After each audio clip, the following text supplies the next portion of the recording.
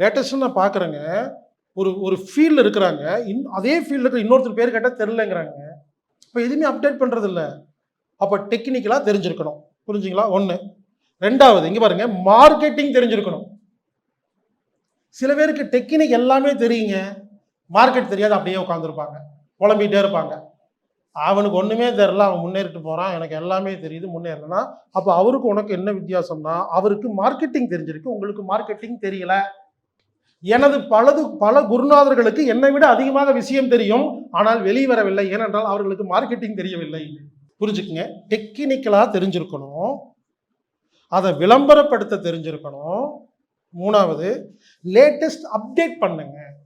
அதில் latest அப்டேட்னா, for example ஒரு car dealer, நான் போய் அவர்கிட்ட கேட்குறேன், கார் பேசிகிட்டு இருக்கும்போது நான் சொல்கிறேன், ஆடு ப்ளூ அப்படின்னு சொல்கிறேன், அவருக்கு தெரியலிங்க. ஆடு ப்ளூ அப்படின்னா தெரிலனாவே லேட்டஸ்ட் அப்டேட் இல்லைன்னு அர்த்தம். லேட்டஸ்ட்டு டீசல் இன்ஜினுக்கு உங்களுக்கு ஆடு ப்ளூ தேவைப்படுது. எனக்கு தெரியுது, அவருக்கு தெரியலிங்க.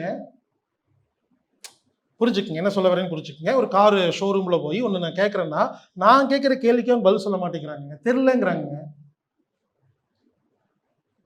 எங்கே போய் கேட்டாலும் யாருக்குமே லேட்டஸ்ட் அப்டேட் இல்லைங்க. அப்போது டெக்னிக்கலாக தெரிஞ்சிருக்கணும், மார்க்கெட்டிங் தெரிஞ்சிருக்கணும், லேட்டஸ்ட் அப்டேட் இருக்கவங்க மட்டும் தான் முன்னேற முடியுங்க.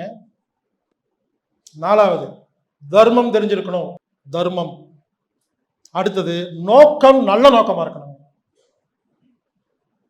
ஒன்று சொல்லட்டுங்களா? உங்கள் நோக்கம் நல்ல நோக்கமாக இருந்தால் மட்டும்தான் செயல் நல்ல செயலாக இருக்கும். நோக்கமே கெட்ட நோக்கமாக இருந்தால் செயல் கெட்ட காரியம்தான் இருக்கும். அப்போ முதலாளி சரியில்லை என்றால் அந்த விஷயம் சரியில்லை என்று முடிவு குறைங்களா இல்லையா? அப்ப அதே மாதிரி அதோட நோக்கம் சரியில்லைனாவே எல்லாமே சரியா இருக்காதா இல்லையா? அப்போ நான் என்ன சொல்ல வரேன்னா, உங்க நோக்கம் ஒழுங்காக இருந்தால் எல்லாம் ஒழுங்காக தாங்க இருக்கும்.